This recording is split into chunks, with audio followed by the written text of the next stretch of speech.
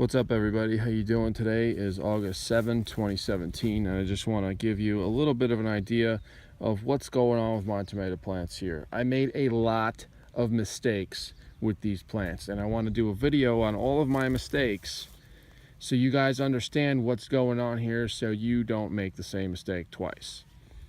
In short, most of my time and my energy this season was put into that watermelon patch.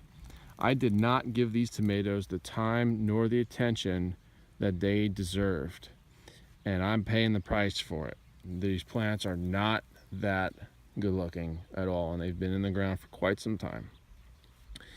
First mistake I did, I over fertilized with nitrogen. Right before I planted these tomatoes, I built this row up and I sprinkled about a big coffee can's worth of 4600, which is, to my knowledge, the most potent nitrogen fertilizer in a granulated form that you can commercially purchase without some type of special permit or license. So I over applied the nitrogen, and it's showing in the plants. If you come in close here, I'll show you. Look at these leaves, how they're curling like this. The plant is green as can be. Really dark green tomato leaves, but the leaves curl back and they curl over. To me, this is a classic sign of over application of nitrogen. Another thing, these flowers, they're blooming, but no fruit is setting. There's no fruit being set, even though that there's plenty of bees out there in that watermelon patch, and these flowers are bright yellow. There's no fruit. I do have a lot of vegetative growth. I mean, these plants are about 2.5 feet tall, and this is just all vegetated growth. So that's the first problem, over application of nitrogen. Second problem, I did not raise and maintain this row as good as I should have. I did not put the time nor the effort into creating a thorough, uniform, good row. I just kind of haphazardly hipped everything up, and it kind of looks pretty sloppy when you look at it. I mean, I think this looks sloppy, and it's my own fault. I didn't put the time into it. I mean, I don't cover the edges here of the black plastic. You can see this nice mound in the middle of the plastic, and then there's a valley over there. It's just a sloppy job.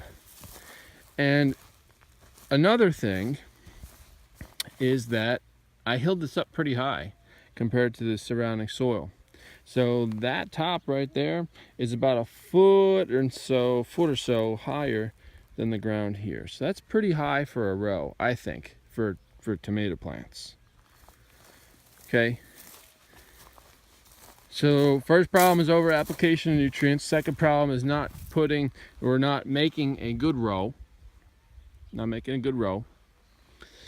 Third problem, I did not take off any of the suckers of these plants. So these plants are just going buck wild. There's no pruning. I didn't do any pruning. I didn't do any thinning. They're just going crazy here. And it's all vegetated growth. Again, too much nutrients. I originally had, I think, 1, 2, 3, 4, 5, 6, 7, 8, 9. I had 10 plants. I think at least 10 plants. Yep, 10 plants, and I have 2, 4, 6 that survived. And I have a drip line that runs down the center of this row. And these plants get about 3 hours of watering every day. If we come up under here, show you what's going on here with this drip stuff, you can see that most of the soil, not too far down below the top dry layer, has some good moisture to it. Okay, so I'm not really too concerned about the soil moisture. The drip line comes down the center, and if you can imagine, it's emitting the water, and the water goes out and out, kind of in a trapezoidal pattern. It spreads out so the drip line is right here. So when it emits, it spreads out to about there on both sides of the drip line, and then it goes down that way and down that way and out. That's how the water front, the wetting front, moves. So the tomatoes, they have adequate moisture, no doubt. As you can see, all the weeds here that are growing on the exposed drip line. But I don't know if I'm going to get tomatoes. I have no idea if I'm going to get tomatoes. It's not looking very good. Another thing I did not do with the pruning and thinning is I did not train these plants when they were small. I waited too long before I installed all this rope and string here. Way too long. I should have been training these things weeks ago. Weeks. And then you come back later and your plant's all the way falling over on the ground and you got to pick it up.